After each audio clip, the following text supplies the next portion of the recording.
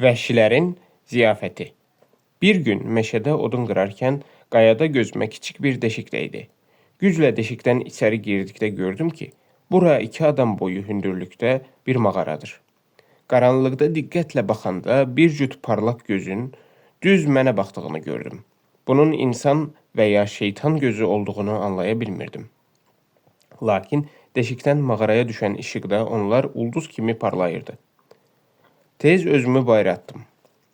Ancaq biraz sonra ağlım başıma gəldi. 20 il dənizin ortasında adada tək yaşayan bir adamın şeytandan qorxması axmaqlıqdır. Yanan kövüsdən bir məşəl düzəldib yenidən mağaraya girdim. Lakin 2-3 addım irəli getməmişdim ki, qulağıma bir hənirti gəldi. Yenə də qorxu ilə geri çəkildim. Xəstə adamın çıxardığı xırıltı və inilti səslərini aydın eşidirdim. Bütün vücudumu soyuq tər bastı. Tüklərim biz-biz oldu. Başımda şlyapam olsaydı, yerə düşərdi. Bununla belə, yenə özümü itirmədim. Fikirləşdim ki, indiyə qədər məni qoruyub saxlayan Allah yenə də məni qoruyar. Bu fikirlə başımın üstündə tutduğum məşəlin işığı ilə irəli getdim və yerdə uzanmış qoca bir keçi gördüm. Keçi hərəkətsiz uzanmış və ağır-ağır can verirdi.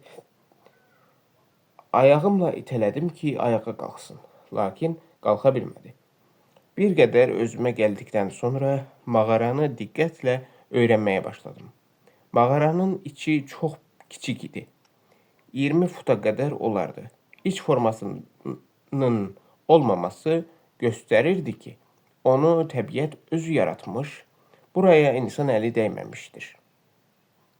Mağaranın dərinliyində iri dəlik var idi. Bu dəlik mağaranın davamı idi və getdikcə o qədər daralırdı ki, oraya ancaq sürünə-sürünə getmək olardı. Bu yolun haraya getdiyini bilmədiyimdən həmin gün ora girmək istəmədim. Sabahsı gün özüm hazırladığım şamlardan götürüb mağaraya gəldim. Fitil üçün gah köhnə kəndirlərdən, gah da gicitkana bənzər bir bitkinin liflərindən istifadə edirdim. Mağaranın dar yerini əllərim üstə iməkləyərək keçdim. Birdən hiss etdim ki, keçid yavaş-yavaş genişlənməyə başlayır. Biraz da irəlilədikdən sonra gözlərimin qarşısında heyrətamiz bir mənzərə açıldı. Mən hələ adanın bundan gözəl mənzərə görməmişdim. Bura 20 fut hündürlüyündə otaq kimi bir yer idi. Mənim şamlarımın işığı onun divarlarına düşdükcə ətrafa minlərlə rəngarəng şüalar yayılırdı. Mağaranın içi tam qaranlıq olsa da, döşəməsi narın qum ilə örtülü idi. Nə kif və rütubət əlaməti, nə də böcəklərin və sürünən heyvanların izi yox idi. Mən bu mağaranı kəşf etdiyimə çox sevinirdim. Mənim üçün qiymətli olan şeylərin hamısını, hər şeydən əvvəl isə barıt və silah ehtiyatımı mağaraya daşıdım. Artıq mən özümü əfsanələrdə təsvir olunan div kimi hiss edirdim. Fikirləşib deyirdim ki, indi lap 500 vəhşi gəlib adamı axtarsa da məni tapa bilməzlər. Tapsalar da bu mağaraya girə bilməzlər. Artıq 23-cü il idi ki, mən bu adada yaşayırdım. Əgər məni narahat edən vəhşilərin qorxusu olmasaydı, ömrümü o qoca keçi kimi sona qədər bu adada keçirməyə məmnuniyyətlə razı olardım. Mən özüm üçün xırda əyləncələr də düzəltmişdim ki, bunun sayəsində günlərim əvvəlkinə nisbətən daha şən keçirdi. Daha 2 tutuquşu tutub danışmaq öyrətmişdim. Evimin qabağına əkdiyim ağaclar elə sıx meşə əmələ gətirmişdi ki, mənim quşlarım bu meşədə yuva salıb balalamışdılar. Bu isə məni çox əyləndirirdi. Bir gün evdən çıxıb tarlaya gedəndə gördüyüm mənzərə məni heyrətləndirib sarsıtdı. Mənim evimdən 2 mil məsafədə bir tonqal qalanmışdı. Bu tonqal adanın mən yaşayan sahilində qalanmışdı.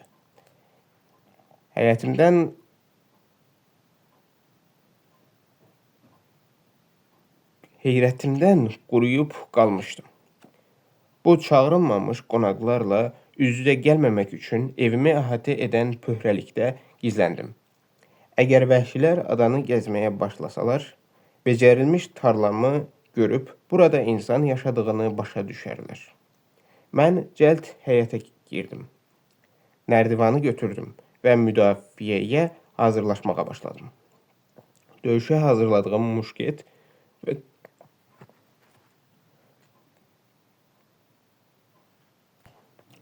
tüfənglərimi doldurdum.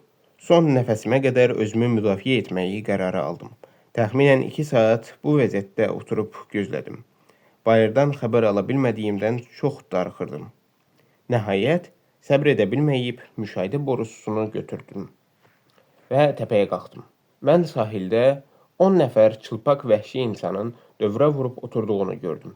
Onlar bu tonqalı insan ətindən yemək hazırlamaq üçün yandırmışdılar. Vəhşilər 2 qayıqda gəlmişdilər və qayıqları qumun üstünə çəkmişdilər. Dənizdə qabarma başlamışdı və onlar çəkilməni gözləyirdilər. Bu müşahidəm məni sakitləşdirdi. Doğrudan da dənizdə çəkilmə başlayan kimi onlar qayıqlarına doluşub uzaqlaşdılar. Dənizə tərəf baxanda daha 3 qayıq gördüm. Bunlar da vəhşilərlə dolu idi və adadan qitəyə tərəf gedirdilər. Sahildə vəhşilərin yedikləri insan əti parçalarını görəndə dəhşət məni bürüdü. O qədər qəzəbləndim ki, bir də adaya gəlsələr, hamısını qırmağı qət etdim. Ancaq ada vəhşilərin nadir hallarda gəldikləri yer idi. Çünki axırıncı gəlişlərindən sonra 15 ay ərzində mən onların izinə rast gəlməmişdim. Yəqin ki, ilin yağmurlu fəsillərində onlar heç yana çıxmırdılar. Ancaq mən vəhşiləri bir də düz 3 il 1 aydan sonra gördüm. Bu müddət ərzində həyatımda yalnız bir maraqlı hadisə oldu. Daha bir gəmi batmışdı. Mənim taxta təqvimimə inansaq, mayın 16-sında səhərdən güclü bir qasırğa qopdu. Mən oturub İncil mütaliə edirdim. Birdən dəniz tərəfdən top səsi eşitdim. Mən bir an içində təpəyə dırmaşdım. Uzaqda dənizin içində gözümə bir parıltı dəydi və yarım dəqiqə sonra ikinci top səsi eşidildi. Dənizdə fəlakətə düçar olmuş gəmi kömək istəyirdi. Mən çox həyəcan və təlaş içində fikirləşdim ki, mən bunlara kömək edə bilməsəm də, bəlkə xilas olsalar, onlar mənə kömək etdilər. Odur ki, tez odun yığıb tonqal qaladım.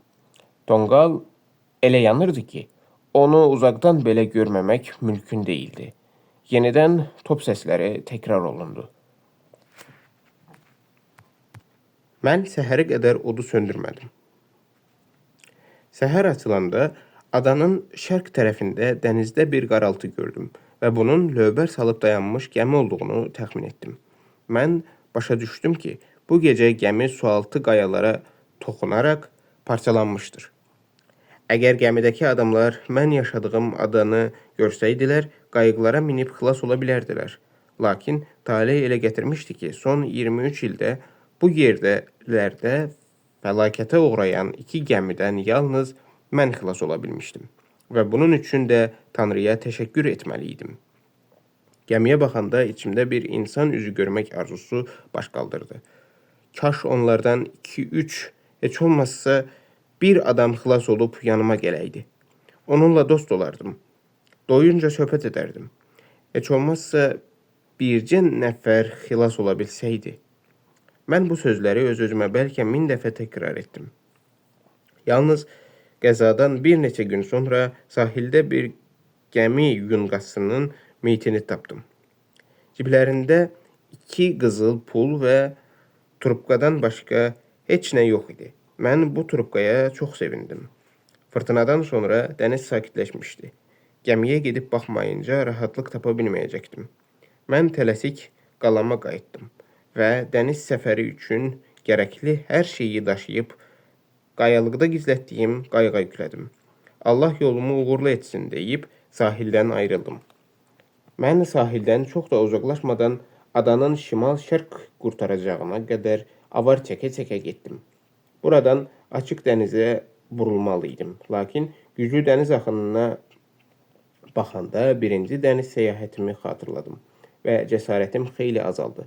Hətta bu işdən əl çəkməyə də hazır idim. Elə bu vaxt dənizdə qabarma başladı və mən səyahətimi təxirə salmalı oldum. Düşündüm ki, indi mən yaxşı bir yer seçib bu qabarmanı diqqətlə müşahidə etsəm, bəlkə qabarmanın özündən istifadə edə bilərəm. Bir təpənin üstünə çıxdım və dənizdə suyun çəkilməsi zamanı axının cənub tərəfdən, qabarma zamanı isə şimal tərəfdən gəldiyini aydın müşahidə edə bildim. Bu kəşfdən ruhlanaraq çəkilmə başlayan kimi yola çıxmağı qərar aldım. Gecəni qayıqda dənizçi şinelinə bürünüb yatdım. Səhər dənizə çıxdım. Artıq həm axının istiqamətini bildiyimdən, həm də qayığı yaxşı idarə etməyə alışdığımdan sürətlə gəmiyə tərəf gedirdim. 2 saata gəminin yanına çatdım. Gözlərimin qarşısında acınacaqlı bir mənzərə açıldı. İspan gəmisinə oxşayan bu gəmi 2 qayanın arasına girib parçalanmışdı. Arxa tərəfi tamamilə dağılmışdı. Gəminin kənarına yaxınlaşanda bir it ulamağa başladı. Çağırdım. Üzü-özə yanıma gəldi. Qayığa çıxarıb qabağına bir parça çörək qoydum və su verdim. İt azgözlüklə yedi və suyu içdi. Sonra gəmiyə çıxdım. İlk gördüyüm şey göyərtədə bir-birinə sarılaraq ölmüş 2 insan meyidi idi. Yəqin ki, gəmi qayalara çırpılarkən dalğalar ara vermədən göyərtənin üzərinə aşmış və gəminin bütün heyəti boğulmuşdur. İtdən başqa gəmidə heç bir canlı məxluq qalmamışdı. Gəmidəki malların hamısı islanmışdı. Bardakda içki dolu çox böyük çəlləklər var idi. Bunlara əl vurmadım. Burada olan dənizçi sandıqlarından ikisini açmadan qayığa yüklədim. Bir kiçik içki çəlləyini də gücbala ilə qayığa endirə bildim. Mən həmçinin bir xəkəndaz, bir maşa, 2 mis qazanca, mis çaynik, qəhvədan da götürdüm. Bu yükləri və iti götürüb gəmidən uzaqlaşdım. Çünki dənizdə qabarma başlayırdı. Həmin gün gecə yarısı yorğun halda adaya gəlib çatdım. Gecəni qayıqda keçirdim. Ertəsi gün gətirdiyim şeyləri təzə tapdığım mağaraya aparmağı qərar aldım. Çünki ora daha yaxın idi.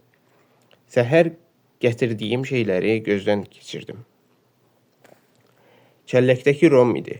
Özü də lap pisindən, lakin sandıqlardan çox lazımlı şeylər çıxdı. Birinin içindən bahalı içkilərlə dolu bir qutu çıxdı. Burada 4 banka əla mürəbbə də var idi. Mürəbbələrdən ikisinin içinə su keçdiyindən xarab olmuşdu. Mən bu sandıqdan bir neçə əla təzə köynək, çoxlu cib dəsmalı, qızıl və gümüş pulla dolu 3 torba tapdım. O biri sandıqdan isə bir neçə dəst köhnə paltar və xeyli barıt tapdım.